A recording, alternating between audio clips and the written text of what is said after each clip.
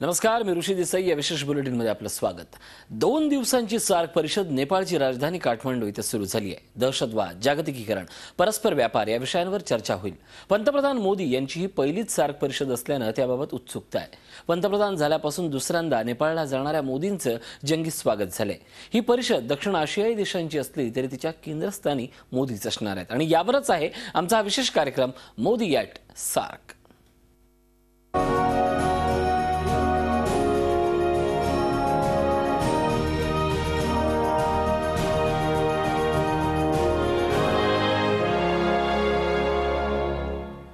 एक आंतरराष्ट्रीय नेता म्हणून पंतप्रधान मोदींची ओळख आता साऱ्या जगाला झाली आहे। ब्रिक्स आणि G20 समिट नंतर मोदींचं पुढचं मिशन आहे सार्क। 29 वर्षापूर्वी स्थापना झालेलं सार्क 3 दशकांनंतरही अस्तित्व शोधतोय।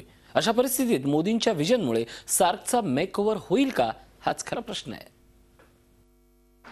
और मैं तो कुछ ही महीनों में वापस आ रहा हूं सार्क समिट के समय।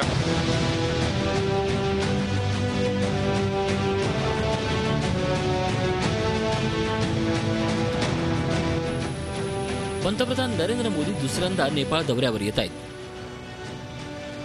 कारण त्यांना गेल्या 3 दशकांपासून आपलं अस्तित्व शोधणाऱ्या सार्कचं चित्र बदलायचंय। इतकंच नाही तर त्याला नवं बळ द्यायचंय। काठमांडूमध्ये 26 आणि 24 नोव्हेंबर रोजी 18वं सार्क संमेलन होईल। प्रादेशिक सहयोगी संस्था सार्कची स्थापना 1985 मध्ये झाली। पहिलं सार्क संमेलन बांगलादेशची राजधानी ढाक्यात पार पडलं। अफगाणिस्तान, बांगलादेश, भूतान, भारत, मालदीव, नेपाळ, पाकिस्तान आणि श्रीलंका हे सार्क देशांचे सदस्य आहेत। गेल्या 3 दशकात सार्क देशांच्या बऱ्याच बैठका झाल्या,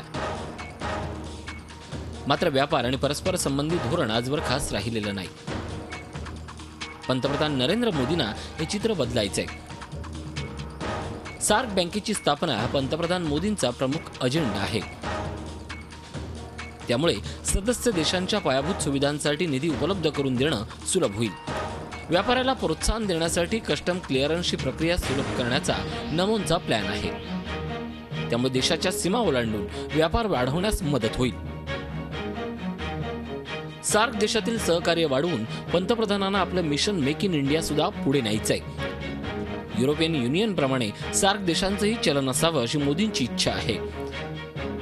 सार्क देशात भारताची अर्थव्यवस्था सगळ्यात मोठी आणि चांगली आहे, त्यामुळे त्या आधारे इतर देशांना आपल्या बाजूने वळवण्याचा मोदींचा प्लॅन आहे। हमारे जो माननीय प्रधानमंत्री जी हैं नरेंद्र मोदी जी, उनकी सोच बड़े भाई छोटे भाई की नहीं है। उनकी सोच है कि हम अपने पॉलिटिकल फील्ड में भी बोलते हैं सबका साथ सबका विकास। तो अंतर्राष्ट्रीय स्तर पे भी उनकी यही सोच है कि हम सब भाई भाई हैं, बराबर के हैं, हम साथ मिलकर चलें, एक दूसरे के पूरक बने और एक दूसरे के विकास में हम एक दूसरे को मदद करें। सार्क संमेलनात मोदींपुढे सगळ्यात मोठं आव्हान आहे ते पाकिस्तानचं, कारण दहशतवादाच्या मुद्द्यावर भारत पाकिस्तान संबंध तणावपूर्ण बनलेत। मोदी जी ने इसको बड़े ही गंभीरता से लिया है। उन्होंने पहले ही दिन अपने शपथ ग्रहण समारोह में सारे सार्क नेताओं को बुलाया था और ये अपने आप में एक मैसेज था कि हम पूरे अपना जो खित्ता है उस खित्ते में ही विकास नहीं चाहते हैं, शांति नहीं चाहते हैं, समृद्धि नहीं चाहते, बल्कि ये साझा करना चाहते हैं इन देशों के साथ। गेल्या काही महिन्यात पंतप्रधान मोदींनी अनेक परदेश दौरे केलेत। त्यानंतर त्या प्रत्येक देशाच्या संबंधांना नवी दिशा मिळाली आहे। मोदींच्या दौऱ्यात एकच ध्येय होतं, ते म्हणजे भारताला सुपर पॉवर म्हणून जगापुढे आणणारा, आणि 18व्या सार्क संमेलनातही मोदींचं हेच ध्येय असणार आहे। काठमांडूहून राहुल सिन्हासह Manish Shukla, Zee media. SAARC संमेलनात सहभागी होण्यासाठी पंतप्रधान मोदी आज नेपाळला रवाना होत आहेत। पंतप्रधानपदी विराजमान झाल्यानंतर पंतप्रधानांचा हा दुसरा दौरा आहे। सार्क संमेलनात मोदींच्या अजेंड्यावर कोणते मुद्दे असतील ते आपण पाहणार आहोत। मात्र या सार्क संमेलनादरम्यान पंतप्रधान नरेंद्र मोदी पाकिस्तानचे पंतप्रधान नवाज शरीफ यांना भेटणार का, हाच सगळ्यात मोठा सवाल आहे।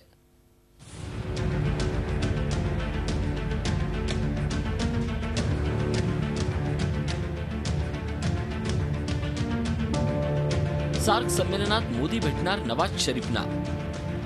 नेपाळची राजधानी काठमांडूमध्ये 26 नोव्हेंबर पासून सार्क संमेलनाला सुरुवात होते।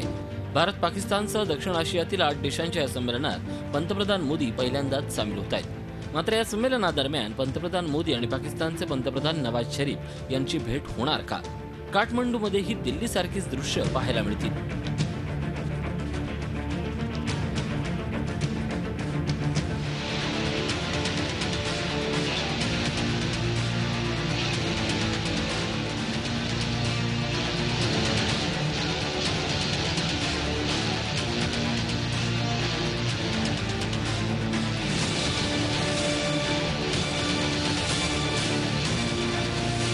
पंतप्रधान मोदींनी त्यांच्या शपथविधी सोहळ्यासाठी सार्क देशाच्या नेत्यांना खास निमंत्रण पाठवलं होतं.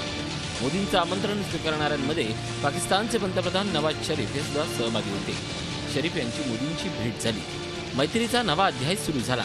मात्र 6 महिन्यातच दोन्ही देशातले संबंध असे काही बिघडले की दोन्ही देशाच्या प्रमुखांची भेट होईल की नाही याबाबत साशंकता आहे. 26 और 27 को सार्क समिट होगा, लेकिन नवाज शरीफ और प्रधानमंत्री नरेंद्र मोदी क्या आपस में कुछ बातचीत करेंगे? क्योंकि रिश्ते और बातचीत तब से बंद हैं जब से कश्मीर के अलगाववादी नेताओं से पाकिस्तान ने बात की थी और भारत ने कड़ा रुख इख्तियार किया था. Between the Pakistan Prime Minister and the Indian Prime Minister. ये सब चीजों के लिए कल तक इंतजार करिए. There is no word yet. At the moment, no. Sir, but do you think once again India-Pakistan relations will overshadow SAARC? I hope not. SAARC is more important. Let's hope SAARC will have be productive. या घडीला भारत आणि पाकिस्तानमधल्या सगळ्या चर्चा बंद आहेत. नरेंद्र मोदी यांनी पंतप्रधान बनताच पाकिस्तान पुढे मैत्रीचा हात सरसवला.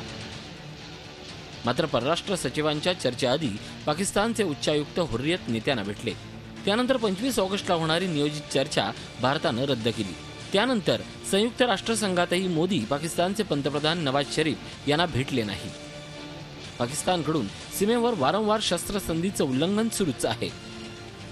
सीमेवर होणारा गोळीबार आणि पाकिस्तानकडून होणाऱ्या भारत विरोधी कारवायांमुळे पंतप्रधान मोदींनी कडक धोरण अवलंबलंय.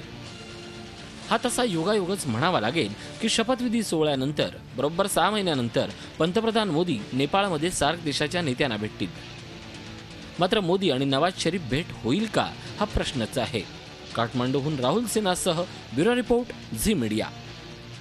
पंतप्रधान नरेंद्र मोदींच्या नेपाळ दौऱ्याकडून बऱ्याच अपेक्षा आहेत. याआधी ऑगस्टमध्ये झालेल्या दौऱ्यात मोदींनी नेपाळला $1 बिलियन मदत केली होती. त्यांचा हा दौरा अतिशय छोटा असला तरी त्यांच्याकडून अपेक्षा मात्र मोठ्या आहेत.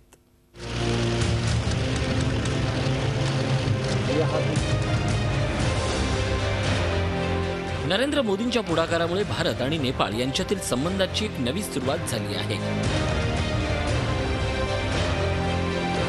मोदी सरकारच्या परदेश धोरणामुळे दोन्ही देश पहिल्यापेक्षा अधिक जवळ आले. दोन्ही देशांचे संबंध हे राजकारण आणि उद्योग यांच्या पलीकडे पोहोचलेत. याच दरम्यान पीएम मोदींचा नेपाळ दौरा अनेक अर्थांनी महत्त्वपूर्ण ठरणार आहे.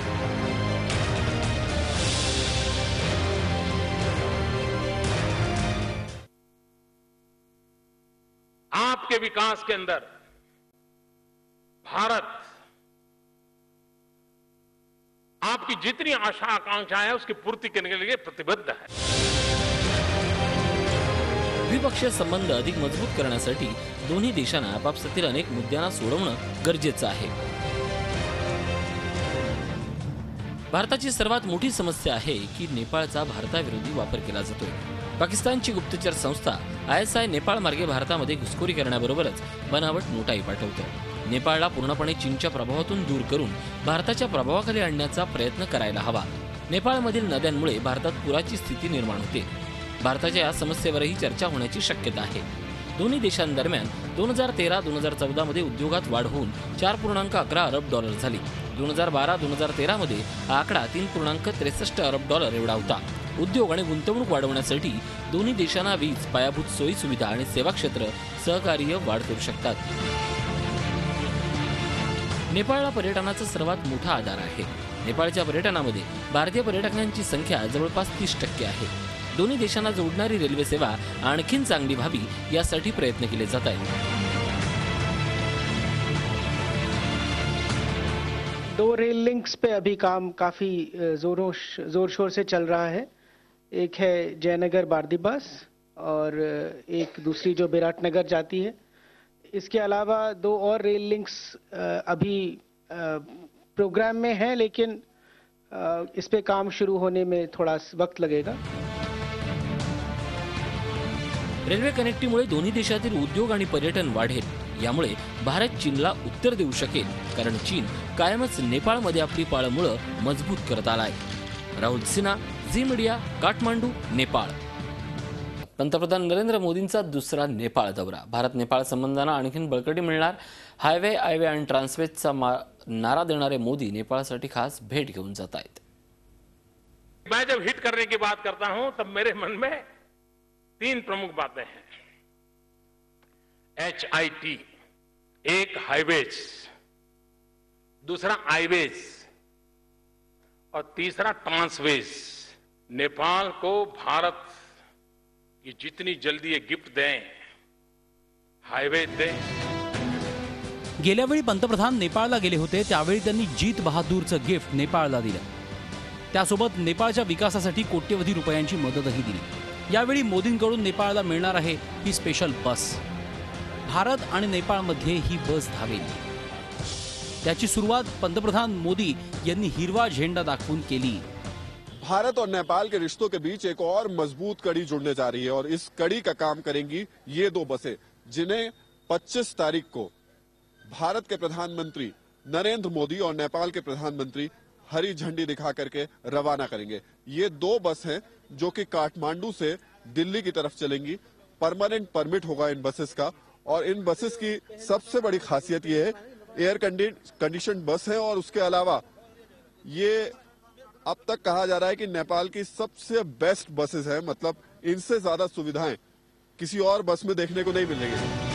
15 दिवसांपूर्वी पंतप्रधान कार्यालयाने दिल्ली परिवहन कॉर्पोरेशनला दिल्ली काठमांडू बस सेवा सुरू करण्याच्या दृष्टीने तयार करण्यास सांगितलं होतं। या बस सेवेमुळे नेपाळ भारत पर्यटनाला प्रोत्साहन मिळेल। दिल्ली ते काठमांडू दररोज धावणारी ही वोल्वो बस दिल्लीच्या आंबेडकर स्टेडियम बस टर्मिनल ते आग्रा, लखनौ आणि गोरखपूर नंतर सुगौली आणि भैरवाहा मार्गे ही बस नेपाळची राजधानी काठमांडू पर्यंत जाईल।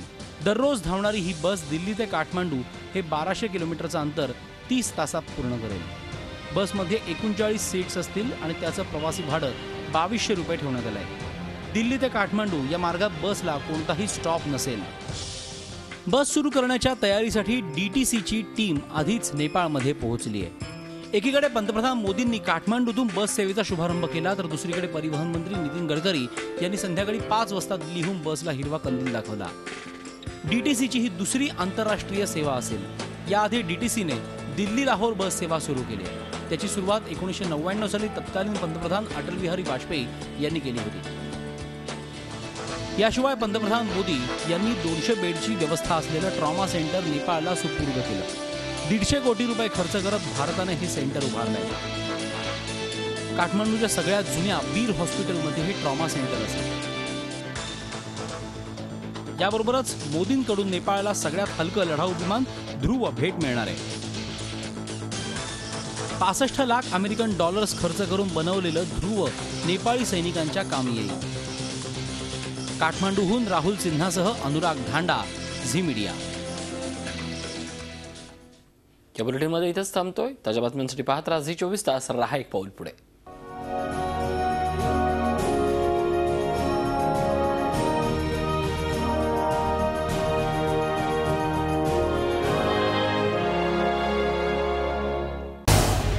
झी 24 तास रहा एक पाऊल पुढे।